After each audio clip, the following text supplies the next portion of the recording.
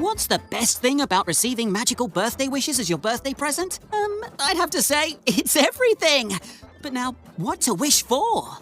Oh, Thomas, thank goodness you're here. Oh, is everything okay, sir? We have quite a problem on our hands. James is racing out of control, going very fast, and he's headed straight for the station. Oh no, are you sure? I'm out of control! Mind my paintwork! Very sure.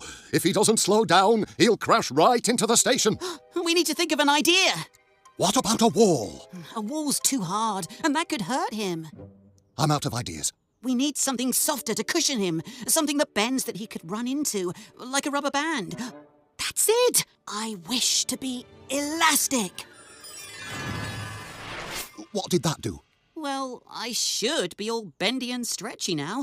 I can stretch myself out for James to run into. I'll slow him down.